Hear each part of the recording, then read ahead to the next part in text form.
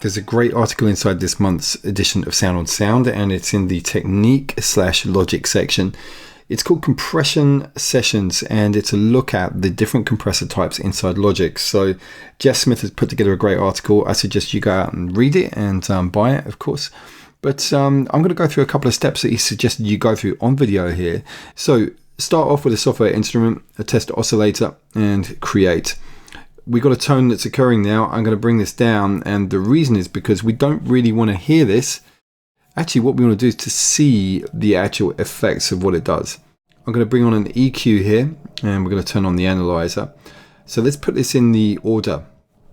So we've got the tone being generated here, and I can flip this around, of course, and we see the end result.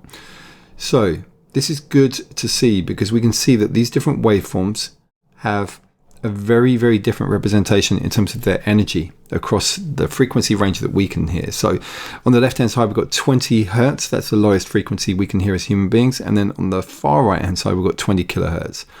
The tone that's being generated at the moment is being generated at 1000 hertz. That's 1K over here. Let's bring it down. In the article, he recommends that we go down to about 100. And if you're listening, that's going to be a much nicer frequency to listen to.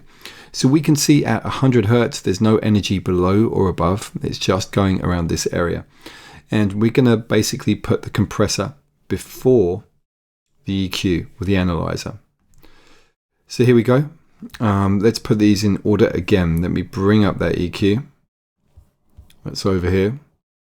So we've got the test tone here, generating the sound. The compressor is going to be adjusting the volume and also imparting certain characteristics you're going to see.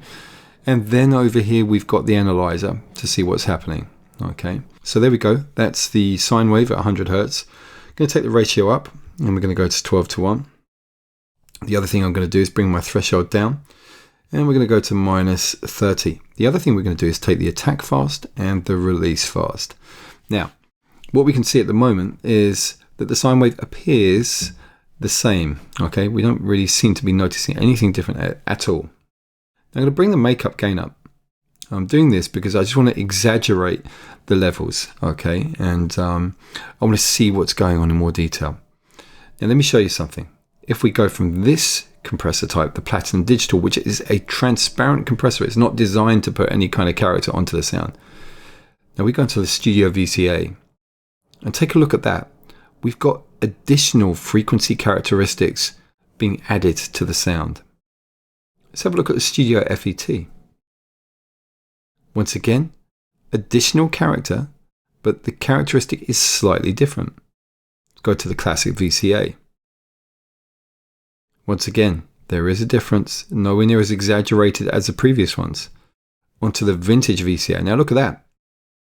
There's a lot going on there, including what looks like noise. Okay, so you see all this fizzy area over here that's bumping up and down, even some low frequency energy here. That has really added some character to the sound. Just to exaggerate this, I'm going to turn the compressor off and then on again. Vintage FET and Vintage Opto. Now look at that. That's a real extra bunch of harmonic information there.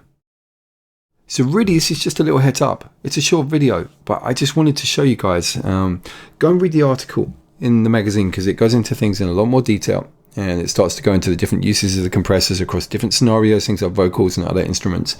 But this is really just, in a way, a companion to those Black Book sessions, and it's really interesting. You know, Logic with the most recent updates, they've been working on it and improving it. And these compressors, you know, you get a great selection, literally from the one plugin. So go through those steps for yourselves. You know, see what happens. Of course, you know, if you want to, bring the level up, have a listen, get to understand what's going on with that.